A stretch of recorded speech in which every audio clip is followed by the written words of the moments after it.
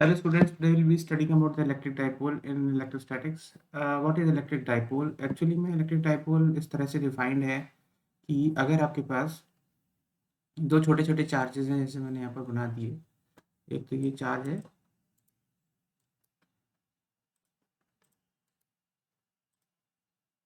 दो छोटे छोटे चार्जेस हैं and they are separated by some distance, है ना, they are separated by some distance. तो यूजुअली क्या होता है कि ये जो डायग्राम में आप देखेंगे, ये जो डिस्टेंस दिया होता है ये 12 दिया होता है और एक चार्ज है माइनस क्यू और एक चार्ज है प्लस क्यू। अब ये two opposite equal and opposite charges which are separated by distance 2l, तो इसका एक डायपोल मूवमेंट होता है। तो इसका जो डायपोल मूवमेंट जो डिफाइंड है वो क्या है?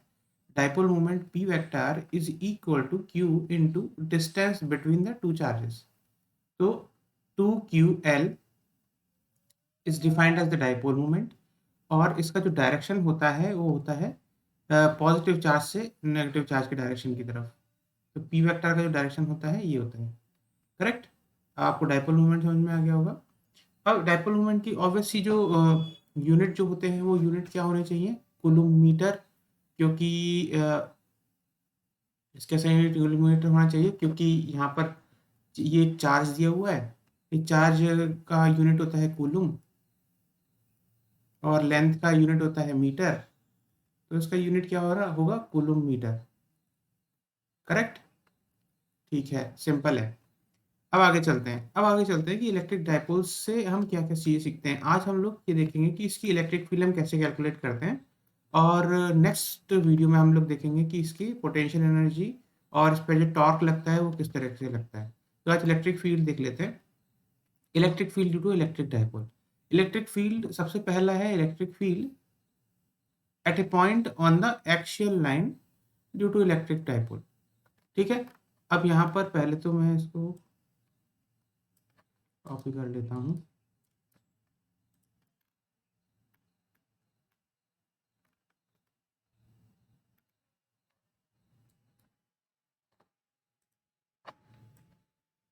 ये है आपका इलेक्ट्रिक डायपोल।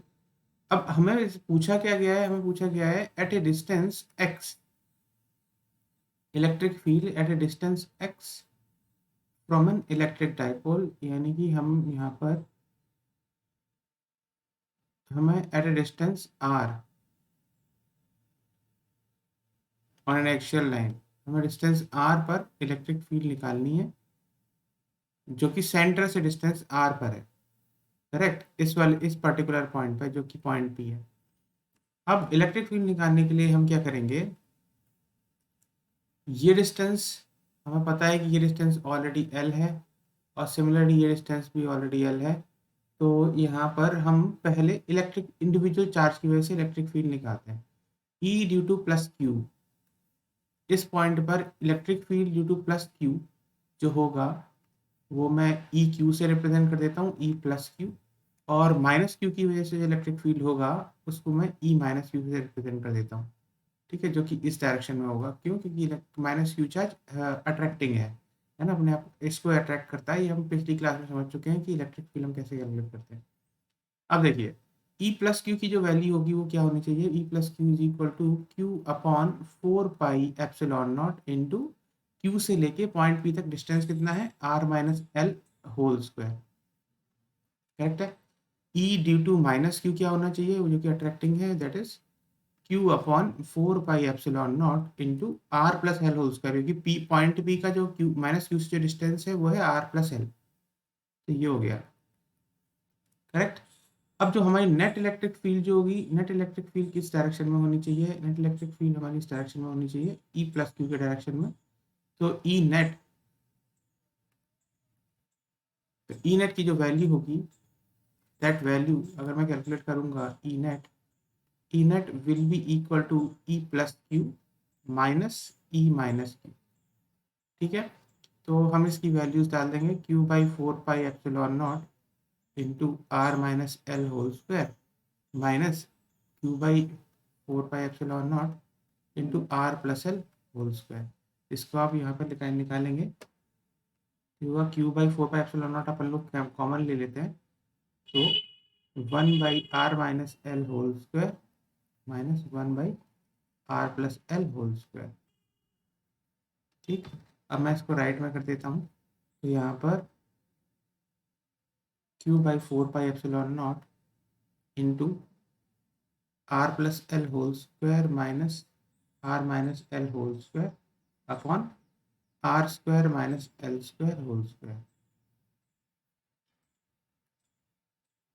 तो ये हो जाएगा q/4πε0 into are square plus L square भी कैंसिल हो जाएंगे, तो ये हो जाएगा 4rl/r square minus L square whole square. ये आपका एक्सप्रेशन आ गया ई नेट का।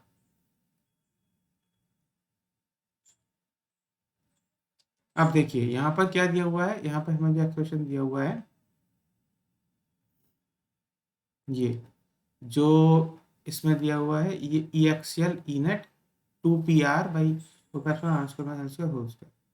अब देखो यहाँ पर क्या है, क्यू हमें पता है कि पी की वैल्यू क्या होती है, पी की वैल्यू होती है, मैंने लिखी है कि नहीं, हाँ ऊपर लिखी ना, पी की वैल्यू होती है 2ql। तो मैं यहाँ पर 2ql को p से रिप्रेजेंट कर दूंगा, तो मेरे पास जो आंसर आएगा वो आएगा 2ql, यानी कि 2 × 2ql into r by 4πε0 into r square minus L square whole square. तो इसको मैं लिख सकता हूँ 2pr/4πε0 into are square minus L square whole square. ठीक है, अब आप देखो कि जो एक्सप्रेशन ऊपर दिया हुआ है ई एक्सएल का वो और ये बिल्कुल सेम है, तो इसीलिए ये चीज़ हमें जो प्रूव करनी थी वो हमने ई एक्सएल प्रूव कर दी है। तो इससे आप निकालते हैं electric field at an axial point. कैसे निकालते हैं मैंने आपको निकाल के दिखा दिया। ठीक है, तो electric field at an axial point ही होता है। अब इसके कुछ वो होते हैं, मतलब स्पेशल केसेस। स्पेशल केस क्या होते हैं इसके, स्पेशल केस ये है इसका,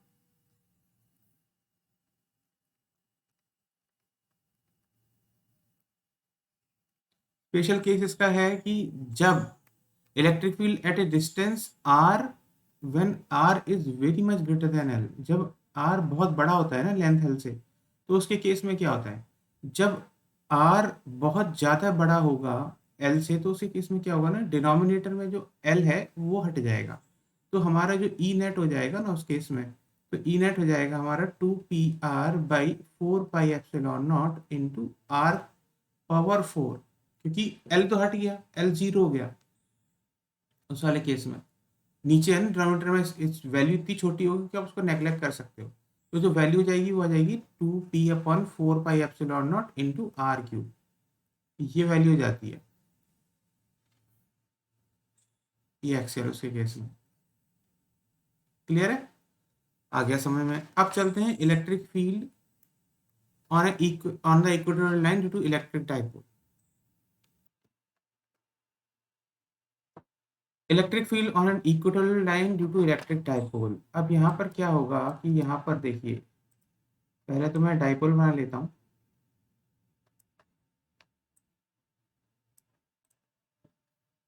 ठीक है, अब यहाँ पर क्या है, हमें इलेक्ट्रिक फील्ड निकालनी है एक पर्टिकुलर पॉइंट के ऊपर जो कि आर डिस्टेंस पर है इक्वेटोरियल लाइन पर,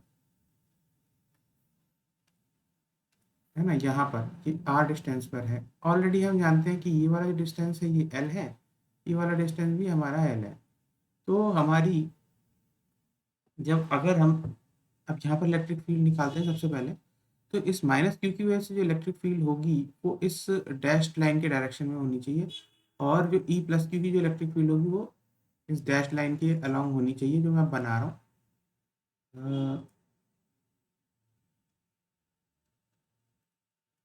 ठीक है, तो इलेक्ट्रिक फील्ड जो होगी हमारी वो प्लस क्यू की वजह से तो इस डायरेक्शन में होगी, इस ऐसे, है ना, line joining them, line joining plus Q से लेके पॉइंट पी को इस डायरेक्शन में। और जो electric field due to minus q जो होनी चाहिए वो होनी चाहिए इस डायरेक्शन में, लाइन ज्वाइनिंग बोथ। ठीक। अब मान लेते हैं ये जो आपका एंगल है, दिस एंगल इज थीटा। जो एंगल थीटा ये होगा, सेम ही एंगल थीटा ये होगा, क्योंकि दोनों ट्राइंगल सिमिलर है। तो आपका जो ये वाला एंगल होगा होना चाहिए, ये वाला एंगल तो थीटा हो गया, और जो ये वाला एंगल है ये भी थीटा ही है। करेक्ट। अब यहाँ पर पहले मैं कुछ एक्सप्रेशन लिख देता हूँ कि यहाँ पर ई, ये है ई प्लस क्यू और ये है ई माइनस क्यू। हम पहले क्या करेंगे, इस इलेक्ट्रिक फील्ड को ना, इस इलेक्ट्रिक फील्ड की कंपोनेंट निकालेंगे, इनकी इसकी जो इलेक्ट्रिक फील्ड है। अब इसकी इलेक्ट्रिक फील्ड के जो कंपोनेंट्स हैं वो देखिए ऐसे होंगे। ये ई प्लस क्यू का जो इलेक्ट्रिक फील्ड होगी वो एक तो इस डायरेक्शन में है, हॉरिजॉन्टल कंपोनेंट, और इसका जो एक दूसरा कंपोनेंट होगा वो होगा वर्टिकल डायरेक्शन में। ठीक है। और जो दूसरा जो कंपोनेंट होगा उसका, दूसरी इलेक्ट्रिक ई माइनस क्यू का, उसका भी एक कंपोनेंट तो इस डायरेक्शन में होगा, और जो दूसरा कंपोनेंट होगा वो वर्टिकली डाउनवर्ड्स डायरेक्शन में होगा। और वैल्यूज क्या क्या होंगी, इसकी जो वैल्यू है ये है E plus Q cos theta, और ये है E plus Q sine theta. थोड़ा सा मिस हो गया है यहाँ पर, इसको मैं यहाँ लिख दूँ ई प्लस क्यू। तो ये होता है ई प्लस क्यू, और ई प्लस क्यू साइन थीटा और कॉस थीटा। नीचे क्या होगा, नीचे ये जो है यहाँ पर, ये जो अपन ने बनाया है ये है ई माइनस क्यू कॉस थीटा, और नीचे होगा ई माइनस क्यू साइन थीटा, ये वाला है ना। अब देखना वर्टिकल डायरेक्शन में जो नेट है, वर्टिकल, सबसे पहले मैं यहाँ पे लिख देता हूँ कि ई प्लस क्यू की वैल्यू क्या है। ई प्लस क्यू की वैल्यू है q by 4 pi epsilon naught, और क्यू का पॉइंट पी से डिस्टेंस क्या है, ये है, ये जो डिस्टेंस है, this distance is r square plus L square का रूट ओवर। ऐसे ये भी जो डिस्टेंस है r square plus L square, इसका रूट ओवर है। राइट एंगल ट्राइंगल है ना, ये डिस्टेंस आर है, ये डिस्टेंस एल है। थोड़ा सा क्लियरली दिखा दे रहा हूँ आपको, ये डिस्टेंस आर है, ये डिस्टेंस एल है। ठीक है। तो 4 pi Q by 4 pi epsilon naught into are square plus L square root over का होल स्क्वायर। तो ये हो जाएगा आपका Q by 4 pi epsilon naught into are square plus L square. अब ई माइनस क्यू जो होगा उसकी वैल्यू भी यही है, q by 4 pi epsilon naught into root over r square plus L square whole square, जिसकी वैल्यू होगी q by 4 pi epsilon naught into are square plus L square. अब आप बोलेंगे कि सर आपने माइनस क्यू चार्ज क्यों नहीं लिया, क्योंकि इसलिए नहीं लिया क्योंकि मैंने क्यू के जो माइनस क्यू का जो इफेक्ट है उसको ऑलरेडी डायरेक्शन के थ्रू दिखा दिया है। नॉर्मल अगर प्लस क्यू होता तो अपोजिट जा रहा होता उधर बाहर की तरफ, लेकिन माइनस क्यू की वजह से वो अट्रैक्ट हो रहा है, इसलिए मैंने उस चीज को ऑलरेडी अकाउंट कर लिया है। तो ई प्लस क्यू और ई माइनस क्यू मैंने कैलकुलेट कर लिया। अभी यहाँ पर आप देखोगे कि ई प्लस क्यू और ई माइनस क्यू जो है ना इक्वल है। ठीक है। तो उसकी वजह से क्या होगा कि जो वर्टिकल कंपोनेंट है, वर्टिकल कंपोनेंट आपस में एक दूसरे को कैंसिल करेंगे। जो नेट होगी, नेट जो इलेक्ट्रिक फील्ड होगी E net, that will be equal to E plus Q cos theta plus E minus Q cos theta. ये हमारी नेट इलेक्ट्रिक फील्ड होनी चाहिए। तो यहाँ पर हम क्या करेंगे, this is Q by 4 pi epsilon not. अच्छा, और भी थोड़ा सा, तो ये जो वैल्यू है एक्चुअली ई प्लस क्यू और ई माइनस क्यू इक्वल है, तो ये हो जाएगा 2 ई प्लस क्यू कॉस थीटा, ये हमारी वैल्यू हो जाएगी। अब मैं इसमें वैल्यू डालता हूँ, 2 into q by 4 pi epsilon naught into are square plus L square, और कॉस थीटा की वैल्यू क्या होगी, l upon root over r square plus L square. तो यहाँ पर मेरी जो वैल्यू हो गई वो हो गई 2 QL upon 4 pi epsilon naught into are square plus L square whole power 3/2। ये मेरी वैल्यू हुई ई नेट की। तो मैंने क्या किया, मैंने ई नेट की वैल्यू निकाल ली, ई नेट की वैल्यू निकाल ली at a point P which is on a equatorial line. तो यहाँ पर आप ये एक्सप्रेशन देखोगे तो सेम ही आएगा इक्वेटोरियल लाइन पे, p by 4 pi epsilon r square plus L square whole power 3/2। इसका डायरेक्शन क्या है, अब देखिए इसने क्या बोला है, इसने जो इसका जो नेट डायरेक्शन आ रहा है वो राइट के डायरेक्शन में आ रहा है ना, पर हमारा जो आ रहा है वो लेफ्ट डायरेक्शन में आ रहा है, इसीलिए इन्होंने ई इक्वल में माइनस साइन लगाया हुआ है। माइनस साइन का मतलब पर हमारा प्लस साइन आया है ना, यानी कि हमारा जो आंसर आया है वो आया है p upon 4 pi epsilon naught into are square plus L square whole power 3/2। पर हमारा जो डायरेक्शन है वो लेफ्ट में है, जो एक्चुअल डायरेक्शन है इन्होंने जो रिप्रेजेंट किया है अपने डायग्राम में वो राइट की तरफ किया है, और उसमें 9 माइनस साइन लगाया है, इसका मतलब उसी डायरेक्शन में है जो हमारी डायरेक्शन में है। करेक्ट, तो अच्छे से प्रूव हो चुका है ये चीज। अब अब इसमें स्पेशल केस देख लेते हैं। अगर इसका जो स्पेशल केस था, स्पेशल केस क्या है, जिसमें आपके पास आर बहुत बड़ा है एल से, तो नीचे वाला जो एल है उसको आप नेग्लेक्ट कर देंगे, नीचे वाले एल को नेग्लेक्ट कर देंगे, तो उस केस में जो ई नेट आएगा आपका, that will be equal to p upon 4 pi epsilon naught into r cube आएगा, कि square square two two cancel हो जाएगा, ये देखो ऐसा हो जाएगा ना, r square whole power 3/2, two two cancel हो गया, तो आपकी जो वैल्यू आ गई वो आ गई p/4 pi epsilon naught into r cube. ये आ गया ई नेट स्पेशल केस में, हाँ, जो कि इन्होंने यहाँ पर दिखाया हुआ है। तो इलेक्ट्रिक फील्ड हमने दोनों ही केस में, इलेक्ट्रिक डायपोल के केस में हमने कैलकुलेट कर ली है। तो ये आपके कॉन्सेप्ट हो गए। अब इसके ऊपर हम कुछ प्रॉब्लम सॉल्व करेंगे। तो ये जो कॉन्सेप्ट है ना, ये डेरिवेशन सीबीएसई के पॉइंट ऑफ व्यू से बहुत इंपॉर्टेंट है, क्योंकि बार बार पूछी जाती है, और सीयूटी के हिसाब से आपको इसके फॉर्मूले इंपॉर्टेंट है, ये जो इक्वेटोरियल लाइन पर और एक्सियल लाइन पर क्या इलेक्ट्रिक फील्ड होती है। और इससे एक प्रॉब्लम भी दूंगा मैं, आपको समझ में आ जाएगा कि क्या होता है, प्रॉब्लम दिखाऊंगा। और okay, all the best, thank you.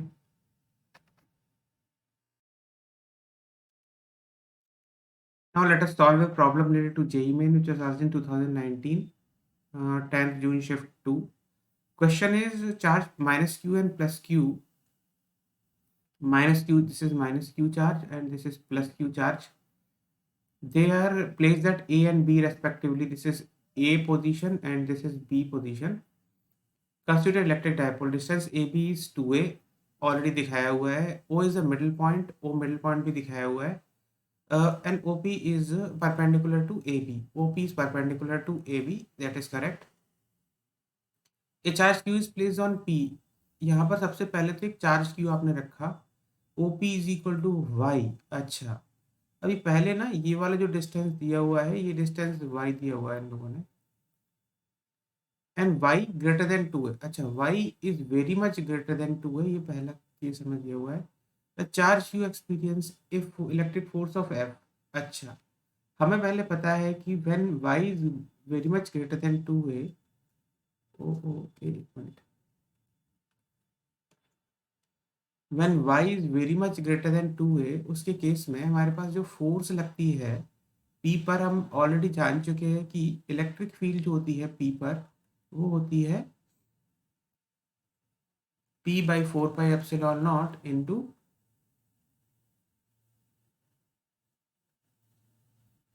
पर पूरा एक्सप्रेशन लिख देता हूँ, p/4 पाई एट p होता है p/4 pi epsilon naught into y square plus a square whole power 3/2, है ना, ये होता है.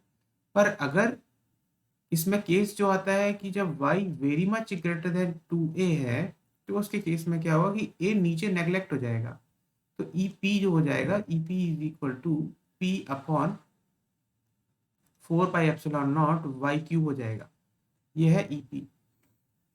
अब क्या है कि यहाँ पर फोर्स निकालना है हमें कैपिटल क्यू पर, तो ये तो इलेक्ट्रिक फील्ड थी, electric field into force E P into charge Q, that will become the force on P, है ना. तो फोर्स जो हो जाएगा एट पी इनिशियली, वो क्या हो जाएगा, पहली कंडीशन बोल देते हैं उसको, जो फोर्स ऑन पी, पहली कंडीशन इनिशियली वो होगा p cube by 4 pi epsilon naught y cube. अब क्या हुआ है, Q is now moved along the equatorial line to P dash, जिसमें P dash का डिस्टेंस दिया हुआ है y/3.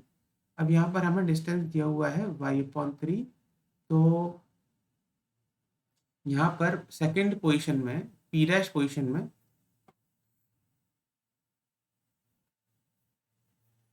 F p dash will be equal to, क्योंकि यहाँ पर भी y very much greater than, y dash भी वेरी मच ग्रेटर देन 2 है इन्होंने बोला हुआ है, तो उस वाली कंडीशन में क्या हो जाएगा, p dash is equal to p q upon 4 pi epsilon naught into y/3 whole cube. तो क्या हो जाएगा 27 p q by 4 pi epsilon naught into y cube हो गया। ये एफ पी डैश हो गई।